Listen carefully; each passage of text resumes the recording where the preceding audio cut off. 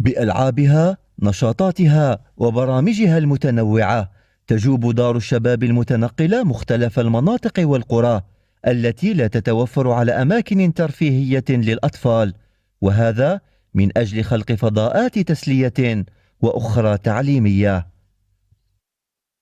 رانا فرحانة كي رانا هنا في بلدية بوحلو، جابوا لنا دار الشباب يرانا معارض وورشات وكثير من الألعاب وعروض، ورانا فرحانين كي رانا هنا. أنا في دار الشباب، ما كانش عندنا دار الشباب وجابوها لنا، ورانا فرحانين بها ونتمنى أنهم يعاودوها لنا.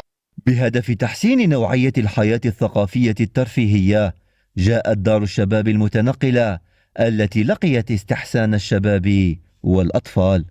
دار الشباب المتنقلة في طبعتها الثانية تحت شعار من أجل التنشيط الثقافي الترفيهي غير بعيد عن الابتكار، تهدف إلى تحسين الحياة الثقافية والترفيهية للشباب، وتتواجدنا في البلديات التي يمكن أن تكون فيها موارد ثقافية ترفيهية ناقصة. تواجد دار الشباب المتنقلة هذا البرنامج اللي يمتدنا من 16 أوت 2024 إلى غاية 26 أوت 2024 عبر مستوى 9 بلديات. دار الشباب متنقلة بنشاطاتها المتعددة، والهدف منها تحسين نوعية الحياة الثقافية والترفيهية للشباب والطفولة. هنا متواجد بورشة الصحافة، والهدف منها تعليم الأطفال كيفية تقديم تقارير صحفية.